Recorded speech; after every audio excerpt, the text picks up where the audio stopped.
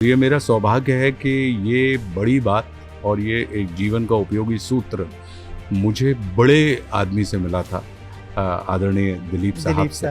तो चूंकि एक इतने बड़े और इतने सफल और एक ऐसी शख्सियत आपको ज़िंदगी के शुरुआती दौर में आ जाए, मिल जाए, जो आपके जीवन में कोई एक ऐसा सूत्र दे के चले जाए, तो मुझे लगता है कि उसको ना मानने का या उसको आपके अपने व्यवहार में उतारने का कहीं कोई कारण ही समझ में नहीं आता, क्योंकि ये किसी सामान्य व्यक्ति के द्वारा दिया गया सूत्र नहीं है। ये संसार में या हमारे भारतवर्ष में एक ऐसे सफलतम अभिनेता का दिया गया सूत्र है जो हमारे क्षेत्र पे रहे हैं, कि मुझे लगता है कि और वो मैं आज भी कारगर है।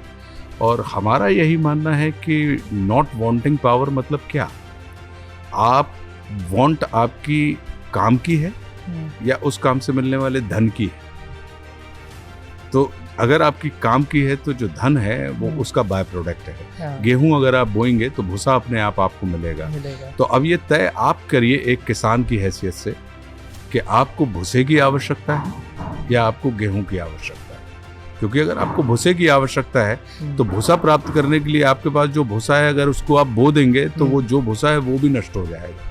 लेकिन जो अच्छे किसान होते हैं वो ये जानते हैं कि आप गेहूं बोइए और भूसा अपने आप बाय प्रोडक्ट के तौर पर मिल जाएगा। तो मेरा अपना यही मानना है कि मेरी जो वांट है वो मेरी वांट काम की है। काम के एवज में मिलने वाला जो धन है वो तो बाय प्रोडक्ट है। केला खरीदेंगे तो केले के साथ छिलका आएगा ही आएगा आपके पास।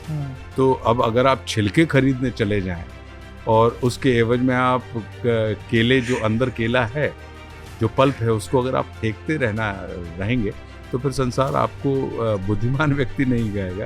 वो कहेगा कि नहीं, शायद आप मनुष्य के भेष में संभवतः आप बकरी हैं जो छिलके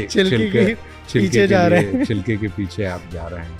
तो मेरा अपना यही मानना और मेरा पहले दिन से ही वही रहा है कि नॉट वांटिंग पावर, कि आप व्यक्ति, एक होती है कीमत और एक होता है मूल्य। और हमारी और आपकी जो महत्ता है वो मूल्यों के ऊपर आधारित है। कीमतें वस्तुओं की होती हैं और मूल्य व्यक्तियों के पास होते हैं। तो मैं मूल्यवादी व्यक्ति हूँ, मैं प्राइस नहीं, मैं वैल्यू में विश्वास करने वाला व्यक्ति हूँ।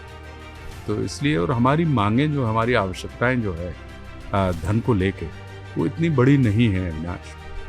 हमारा ये मानना है कि अगर आप 5000 फीट के मकान में रहते हैं तो रहते आप 500 फीट में, लेकिन 4500 फीट में आपका अहंकार रहता है। तो आपको आवश्यकता, आपको आवश्यकता जो होती है वो 500 फीट की होती है। तो महत्व इस बात का नहीं है कि आप कितने बड़े मकान में रह रहे हैं, महत्व इस बात का है कि जिस जगह आप रह रहे हैं वहाँ पर किस तरीके से रह रहे हैं। तो आपकी जो शैली है जीवन में, तो यही मेरे अपने जीवन का जो सूत्र है कि आप कौन सा काम कर रहे हैं, कितना बड़ा काम कर रहे हैं, ये महत्वपूर्ण नहीं है। जो काम आपके हाथ में, उसको कितने बड़े गरिमापूर्ण तरीके से कर रहे हैं, ये आपके जीवन का, मेरे अपने जीवन का दृष्टिकोण है।